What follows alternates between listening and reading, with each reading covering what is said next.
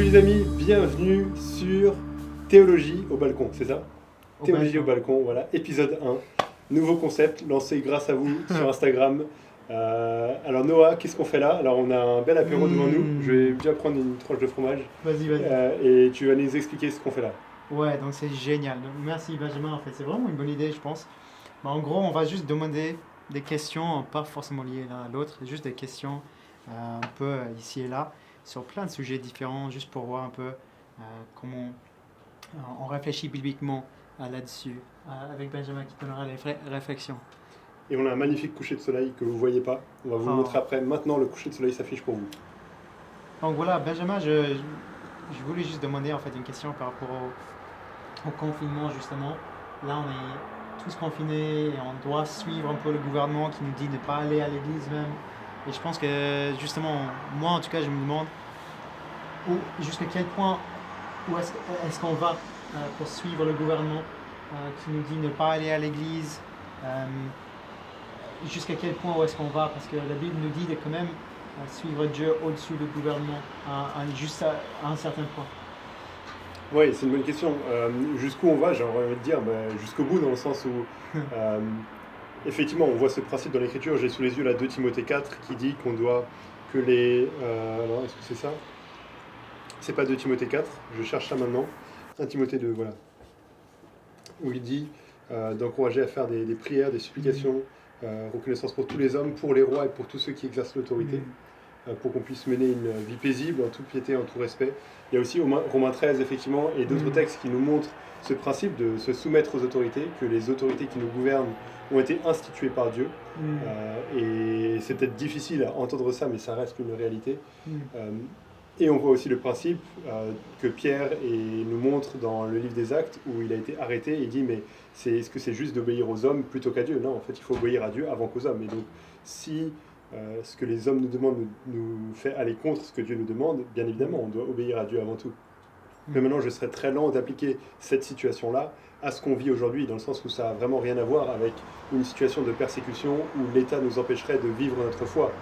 Parce que ce qui se passe, c'est qu'il y a une crise sanitaire qui concerne le monde entier, qui ne concerne pas juste les chrétiens, et que les règles qui s'appliquent ne s'appliquent pas juste aux chrétiens, comme s'ils disaient « Ah non, vous êtes empêchés de vivre votre foi. » Non, en fait, vous pouvez continuer à vivre votre foi, mais toute la vie de la société doit se faire différemment pour lutter contre le virus qui est au milieu de nous. Et donc ça n'a vraiment rien à voir avec une situation de persécution que nos frères peuvent connaître en Asie, en Chine, en Afrique, au Moyen-Orient, etc. Où là c'est spécifiquement les chrétiens qui sont ciblés et qui n'ont pas la liberté religieuse.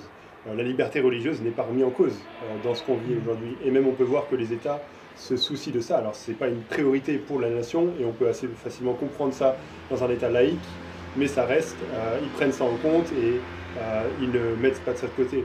Mais je dirais aussi qu'il ne faudrait pas voir l'Église comme justement le rassemblement qu'on a le dimanche et de dire « Ah, je suis privé de faire ça, la vie s'arrête ». Non, en fait, effectivement, c'est particulier parce qu'on ne peut plus se voir et c'est un élément clé de la vie de l'Église de se voir, mais on reste l'Église locale. Ça n'a pas changé entre le moment où on pouvait se voir et où on ne pouvait pas se voir. Et un ami comparait ça un peu à une équipe de foot. Quand une équipe de foot joue sur le terrain, oui, ça c'est l'équipe dans le sens fort du terme, mais quand elle n'est pas sur le terrain, ça reste quand même l'équipe. Mais c'est pas pareil. Et c'est vrai que c'est pas pareil.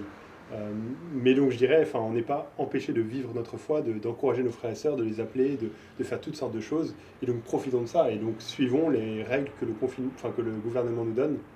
Et à ce sujet, j'aimerais juste lire une citation de Martin Luther. Vous avez peut-être vu tourner ça parce qu'elle a pas mal tourné sur les réseaux sociaux. Et il disait ceci. Donc on lui demande, c'était par rapport à la peste qu'il y avait de son temps, au XVIe siècle, Martin Luther, un des réformateurs, j'allais dire français, mais c'est allemand, et il dit ceci: « Je demanderai à Dieu par miséricorde de nous protéger.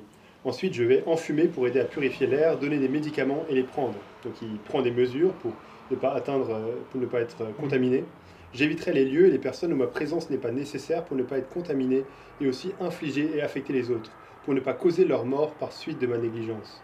Si Dieu veut me prendre, il me trouvera sûrement, et j'aurai fait ce qu'il attendait de moi, sans être responsable ni de ma propre mort, ni de la mort des autres. Si mon voisin a besoin de moi, je n'éviterai ni lieu ni personne, mais j'irai librement comme indiqué ci-dessus. Voyez, c'est une telle foi qui craint Dieu, parce qu'elle n'est ni impétueuse, ni téméraire, et ne tente pas Dieu. » Et je trouve que c'est vraiment marquant ce qu'il dit là. C'est voilà une telle foi qui honore Dieu, qui craint Dieu, Et c'est cette foi qu'on a besoin d'avoir. Une foi, oui, effectivement, qui a confiance en Dieu face à ce qui se passe, que même malgré la mort, je sais que je verrai Dieu, et j'ai pas à craindre ça, et donc je prends des risques pour aider les autres. Mais une foi qui ne tente pas Dieu, qui n'est pas impétueuse ou téméraire, et qui dirait, sous couvert, ah voilà, je suis empêché de vivre ma foi, et donc je vais faire toutes sortes de choses qui non seulement mettraient ma vie en danger, mais surtout celle des autres. Voilà. Beaucoup trop long comme réponse. Mais... Non, mais honnêtement, en fait, c'est trop bien. J'ai jamais vu cette citation de Martin Luther, donc c'est vraiment intéressant. Vous pouvez lire l'article, les amis, parce que je suis pas que en train de parler à Noah, en fait, je me rends compte de ça. À vous aussi. Vous pouvez lire l'article de La Révolution. On a fait une interview de Martin Luther. Oui, effectivement. Un peu caché, vous inquiétez pas, mais vous pouvez chercher ça. Je mets le lien dans la description de la vidéo. En tout cas, ouais. Je sais pas ce que vous en pensez, mais moi, j'étais fort encouragé par cela, je pense. Et je pense que c'est bien, oui, de se rappeler que, en fait, c'est vrai, ce n'est pas au hasard non plus. Enfin, c'est Dieu qui savait à tout cela qu'il allait se passer. Donc, merci Benjamin, en fait. En fait, comme j'ai dit, ces questions ne sont pas reliées. Donc, je vais sauter un peu à complètement autre chose. Pendant que Benjamin, il prend son jus et tout. Ouais, prends ton temps. Non, vas-y. Moi, je profite de ce qu'il y a. Ouais, vas-y. Et du coup, en fait, là, je demande... Justement, on parlait l'autre jour, en fait, on est coloc, donc voilà, on parle. Et on parlait l'autre jour de certaines personnes qui croient qu'il fallait juste une sacrifice parfaite pour être bien devant Dieu. Mais nous, on croit que Jésus est Dieu lui-même. Et est-ce que tu pourrais expliquer pourquoi il fallait que Jésus soit Dieu pour que le sacrifice soit efficace? C'est une bonne question, parce que effectivement, on doit affirmer, alors on affirme effectivement en tant que chrétien que Jésus est Dieu, et c'est pas un point annexe de la foi chrétienne, c'est quelque chose d'essentiel, et si on renie ça, on renie vraiment la réalité de qui Jésus est et du salut. Des textes comme 1 Jean pourraient montrer ça, mais on va pas y aller maintenant parce que ça nous amènerait trop loin par rapport à la question. Mais la Bible est claire sur le fait que Jésus est Dieu, et on n'a pas à avoir honte de ça. Il y a une foule de textes bibliques qui montrent ça. Jean 1.1, Romains 9.5, Tite 2.13, et beaucoup d'autres qui mettent ça en avant, Hébreux 1, effectivement. Mais on voit que Jésus avait vraiment besoin d'être à la fois homme et à la fois Dieu pour nous sauver parfaitement. Et si on enlève une des deux composantes qui font ce que Jésus est, le salut s'écroule. Et il n'y a aucun salut possible. Pourquoi? Parce que comme tu l'as dit, effectivement, on a besoin d'un sacrifice, enfin de quelqu'un qui nous représente aux yeux de Dieu. Et donc il fallait que Jésus soit homme. Et c'est ce que Paul montre dans Romains 5, que Jésus est le nouvel Adam. Il y a eu Adam qui a péché, qui a entraîné l'humanité à sa suite, et il y a eu des conséquences, etc. Mais Jésus est un nouvel Adam, et donc il nous représente aux yeux de Dieu. Il a vécu une vie parfaite, celle qu'on n'a pas pu vivre, et par cette vie parfaite, il nous représente aux yeux de Dieu. Et on gagne la justice que lui, il a acquis, et on est revêtu de cette justice. Et donc on pourrait se dire, mais voilà, c'est tout. Jésus avait juste besoin d'être humain. Pourquoi est-ce que pourquoi il était nécessaire que Jésus soit Dieu? Mais c'est totalement nécessaire parce qu'on n'a pas simplement besoin qu'un être humain nous représente. Parce que si c'était seulement ça, qu'est-ce qu'on fait de la dette énorme qu'on a vis-à-vis de Dieu? Qu'est-ce qu'on fait vis-à-vis de la liste sans fin des péchés qu'on a commis? Qu'est-ce qu'on fait de tout ça? On a vécu en rejetant Dieu, en ne reconnaissant pas l'autorité de Dieu sur notre vie. Aucun de nous n'a vécu une vie parfaite. On a juste à penser que les gens pourraient lire dans nos pensées pour réaliser que ce n'est pas le cas. Qu'est-ce qu'on fait de tout ça? Il fallait que quelqu'un paye pour ça. Et un être humain ne pouvait pas payer pour cette dette. Parce que le péché, bien sûr, c'est quelque chose qu'on fait contre les autres. Quand on pêche, on peut manquer d'amour envers notre prochain, en mentant, en faisant toutes sortes de choses.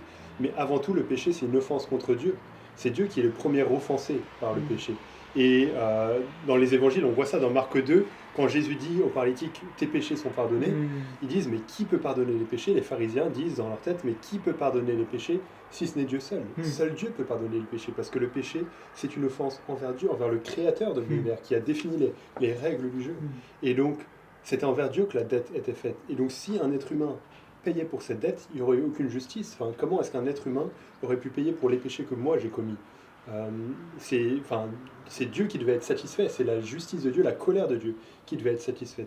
Et c'est pour ça que Jésus vient en étant à la fois pleinement homme pour nous représenter et pleinement Dieu pour prendre sur lui la colère de Dieu, pour payer notre dette. Enfin, c'est Dieu lui-même qui vient pour payer notre dette. Et c'est ça la merveille de l'Évangile, c'est que Dieu lui-même s'est incarné en tant qu'être humain pour faire cela. Mais aussi, on peut affirmer, on peut mettre en avant le fait que cette dette était tellement importante que seul Dieu pouvait payer ce que l'homme devait. Et là, en disant ça, je cite Anselme de Canterbury, Canterbury, je ne sais plus trop, vous voyez le bon nom s'afficher ici, voilà, qui a vécu au XIe siècle et qui disait que la dette était si importante que seul Dieu pouvait payer ce que l'homme devait. Quel être humain peut faire face à la colère d'un Dieu infini et survivre, comme Jésus l'a fait, et ressusciter, comme Jésus l'a fait? Quel être humain peut souffrir pendant quelques heures et satisfaire pleinement la justice d'un Dieu qui est infini? Seul Dieu peut faire ça. Et donc c'est pour ça qu'on peut dire que Jésus est pleinement homme et pleinement Dieu, et ça c'est nécessaire pour notre salut, et ça met en avant le salut magnifique que Dieu nous a donné en Christ. Wow. J'ai jamais vu Marc 2 comme ça, en fait, justement, j'aurais pensé à Psaume 51 aussi, où David reconnaît que ses péchés c'est envers Dieu, et il prie pour que Dieu lui pardonne ses péchés. Et ouais, Marc 2 c'est vraiment bien en fait, ouais. C'est tout à fait là où on voit ça aussi, et merci. Et je pense que c'est fascinant, quoi, genre, quand on parle par exemple témoins Jéhovah ou les Mormons, c'est un peu de là cette question vient en fait, qui nierait ça.